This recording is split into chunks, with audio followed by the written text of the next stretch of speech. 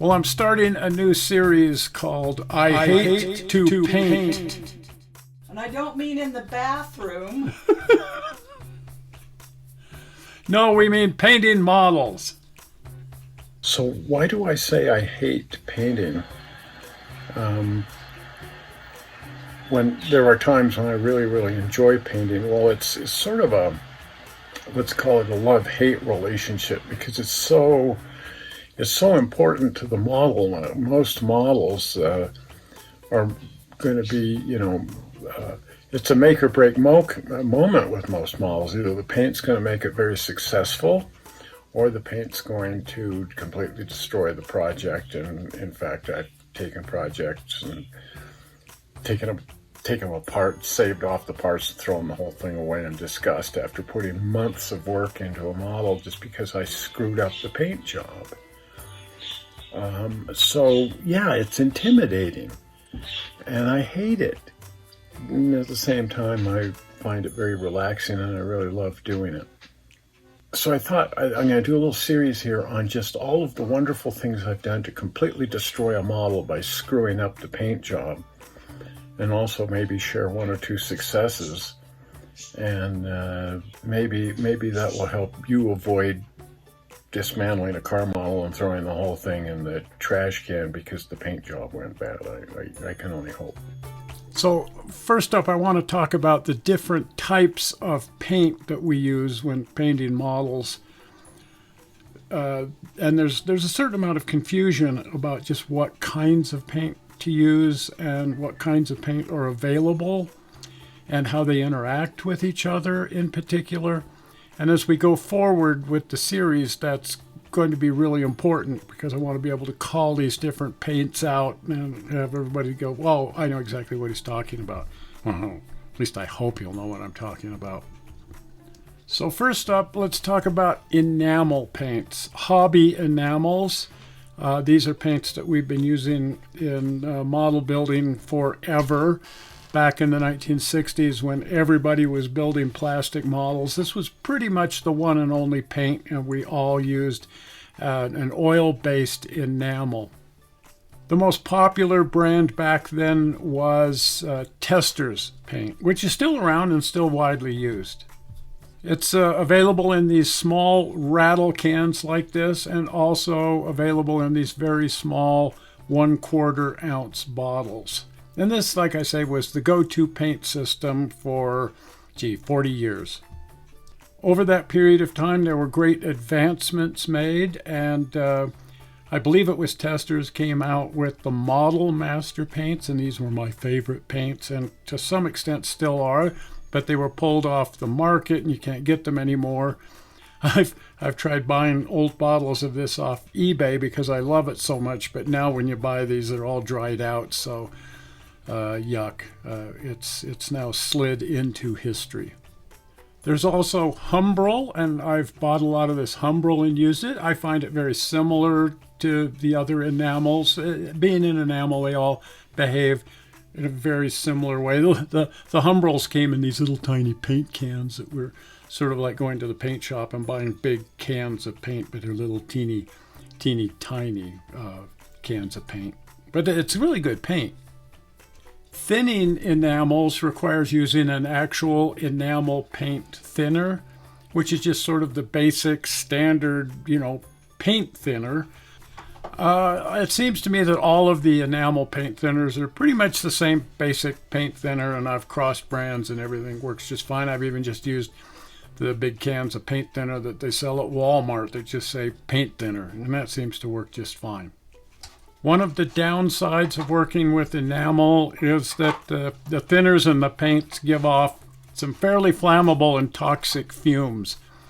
And so back in the day when we were kids, that was one of the big complaints. Oh my gosh, you're stinking up the house, or it's dangerous and you're destroying brain cells, which probably explains a lot. Vallejo, which is one of the most respected brands of water-based acrylic paints, also offers a rattle can, which is actually a spray enamel like these other rattle cans. Boy, is this excellent. It comes with two different tips, one for moving a lot of paint and one for doing really fine work, and you can switch out the tips. And trust me, the quality of the tip on a rattle can is key. Now there are these various brands, Rust-Oleum and so on, that are available at Walmart and available in the hardware stores. I have found that often the best way to use these is before you open the can, take it out to the trash and just throw it in there. The tips are bad, the paint is bad. However, let me say that I have used Rust-Oleum for weathering my outdoor tracks to do the dark color on the rail and so on using their camo colors, and that works just fine. So I suppose there's a use for everything. And Tamiya makes some really good rattle can enamel paints, although their clear paints like this one are more often than not a lacquer, not an enamel. So make sure you read the label on that. Because the way you use an enamel spray can is quite different than the way you use lacquer from a spray can.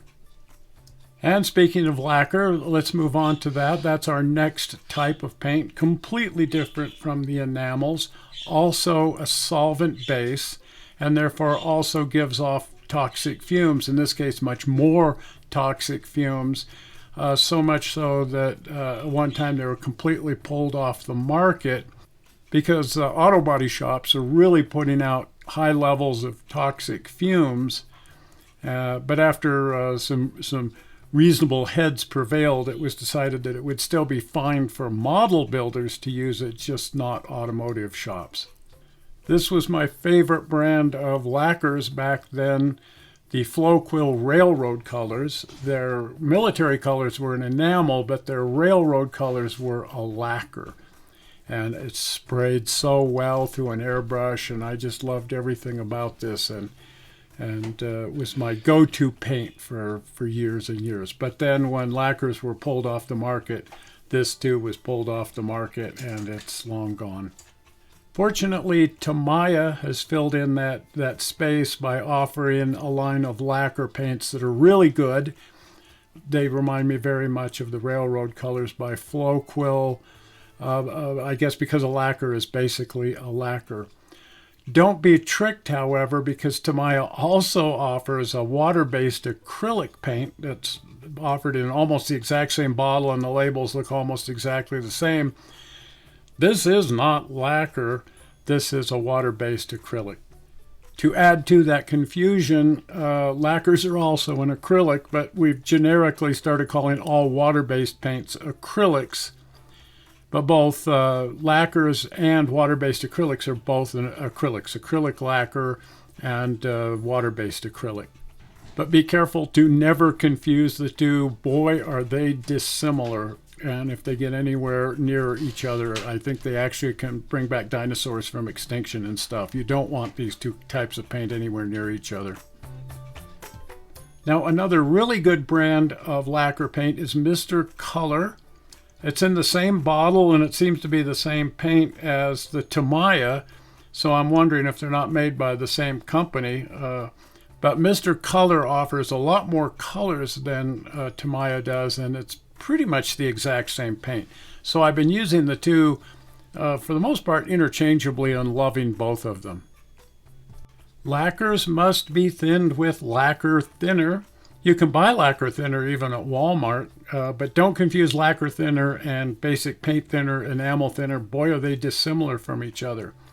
However, I have used lacquer thinner with enamels, and you can achieve some very interesting effects doing that. It's not really a recommended practice, but it's really great for weathering.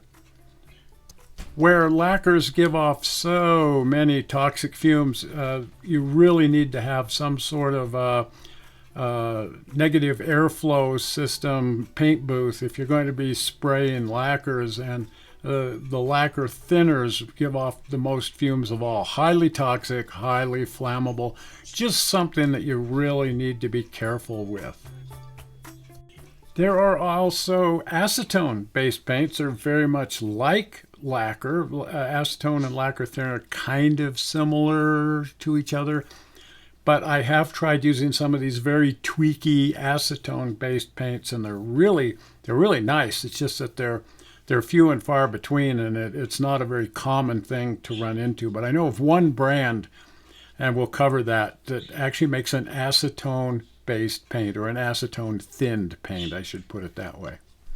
And finally, water-based acrylics. Again, not to be confused with acrylic lacquer, but generically now we've started calling all water-based paints acrylic paints, which is sort of a misnomer because so many different paints have, acrylic colors in them. Anyway, generally speaking, when people say acrylic, they're referring to the various water-based acrylic paints. These have really taken over the hobby market. Almost everybody now is painting exclusively with water-based acrylics. And there's a whole bunch of different brands of these things that are really, really good paints. But I find them really tricky to use. Being a person that sort of has grown up using enamels and lacquers, trying to switch over to water-based acrylics has driven me nuts. So I want to do several shows on working with these water-based acrylics and why I've had such bad luck with them, and exactly what people are doing to have good luck with them, because they're, as long as you follow certain rules, you can get really great results with this stuff. I have found that thinning these paints is a boondoggle.